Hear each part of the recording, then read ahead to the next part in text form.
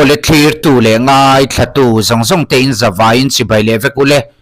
ei zanina kan video react kho tu ri chu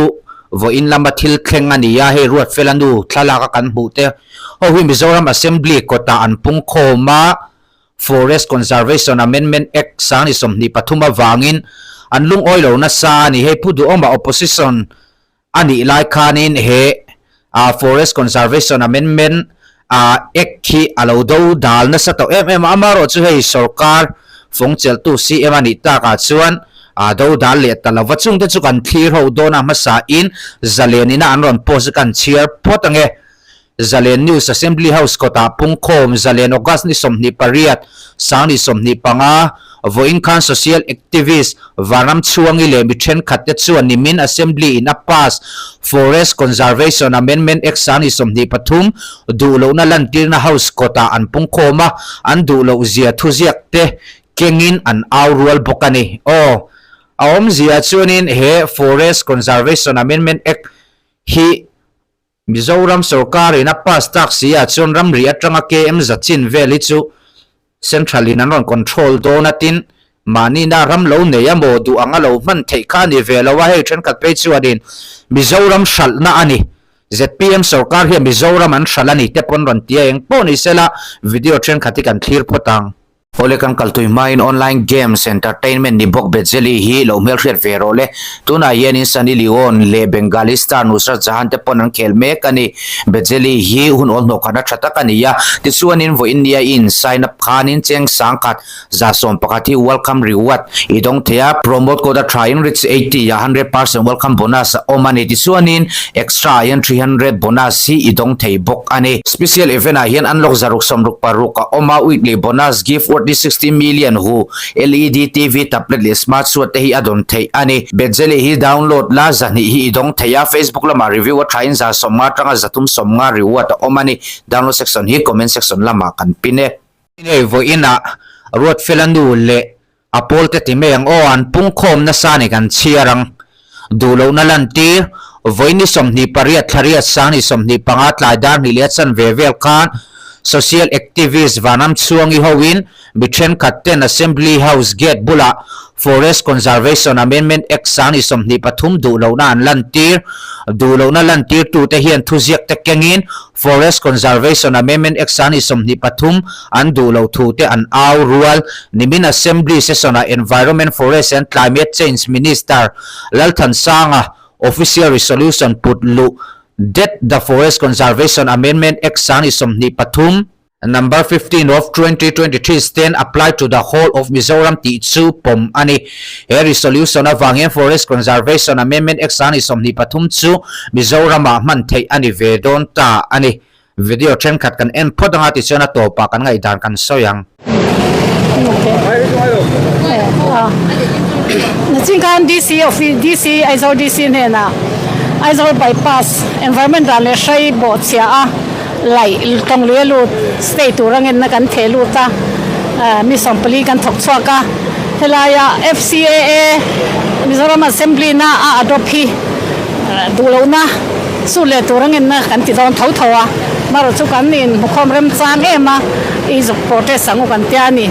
hei hi tribal te raman chu sakna ni British hun lai tangin tribal te ram thiam takan chu sakna ni chu wangin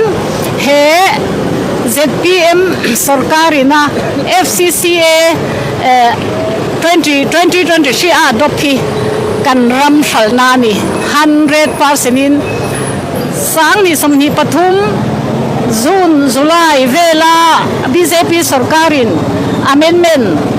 bila puluta parliament in nia pa sami zowi puiril runa ziah kha kan bang angani khatilaya sarkar na chel tu emaw fina dulo na resolution pass khan kan lo mani mi zowi pui kha kan thohua yani tuna ZPM CM hi opposition leader ani ani pechan bill athop na khan intine rally te hoi hotila he FCAA hi dulo na hi kongzo te nei la atia statement si tak asiam zuya chuti chunga he voin ni kumni nuwa he bill he dan sakei kan ram kan forest salna an adopt le si hi engwange sum du wangte BJP sarkar noi in tuklu na te lo chu engma ni lo kan tia ni chu wangin he tribal puite na galante megalai te chu anti ve kan ring lo tia phala swing hey really hoi hotura min som min ngen antama maro chu join civil society angin ma kan lang sud le turangin na kan siamang pe thop thain kan kalang hey forest conservation amendment act sani somni pathum hi central lama kan violal ten lo pass to ma sela 371G hian min veng him thlata in hung big na thatak dan kan neya Mizoram state hianin amaro chu central lam khanin rompa som sari ma sela mo Mizoram state sarkar ina apas velo sun engma ma an ron la thailo chu tiang khop chun India dan puya hian in hung big na himna kan ne ni forest conservation amendment eka chuanin entinan international border Myanmar ne na kanin ram rete Bangladesh ne na kanin ram ri atanga chuta Mizoram chin KM za chungah khan central sarkar kan violal lo an du dun ro di thei to kan ramani to lo Mizoram sarkar thu nei na ni to lo ani chu apoi em na ni Mizoram assembly an pasimo poi takani tuna chonin kan ram border Burma ne na kanin rina tanga KM za china hianin thu nei na pakhat ma kan nei lo leilet phai zor po min lo nei se amoram thatak terrorist thatak po lo nei se an thu nei na kha abo vekto central thunwaya lut vekto hey ram shalna ani anon ti po hi a om view ani 371G in thatak i min hunga min hum hima state sarkar ina assembly an pass velo chonin hemi forest conservation exani somni pathum hi central sarkar in pass ma sela ti thei an ron nei lo ma se ZPM sarkar in an lo pass ve miawa wang tu na chuan kan violal te ta ram ri atanga Mizoram chung lam KM za thlengka kan violal te kuta alut ta ani apoi khom me he thili chu thangthar te hianin poi an la ti dona nakina kan la indem view mai the ani kan ngai dan comment lama soi ve ang o ti chuanin he Mizoram BJP 10 YouTuber pakhat laka FIR an the lu ta eng poni sela kanan chiarange Mizoram BJP in FIR an the lu Mizoram BJP MBJP chuan voini somni pariat thare sani somni panga chun khan Aizol police station a KNL production YouTube channel laka FIR an the lut an thu chua tarlan daning KNL production hian BJP diglo taka puna post a siam chungchanga Aizol police station a FIR the lu ni in atrulanga ma min lak sak turin an ngen ani KNL production laka FIR an the lu tani kan share zelang MBJP chuan KNL production in central BJP chungchang thu diklo manga thu diklo asoini in atar langa central sarkar ke chemet India ramin harsat na lian tak atok ma umai ti thu pui manga an thu soi hi thu belchian dolo mi pui hroi sual thei ani anti KNL production thilpo su poi anti thu tar langin MBJP chuan hetianga mi pui rilru hroi diklo thei tur po si om tolo se ti hi kan du dana ni ti in politics kan khela ni po in thu dik level chian dol mang cho a khel turani thu an tar lang eng poni sela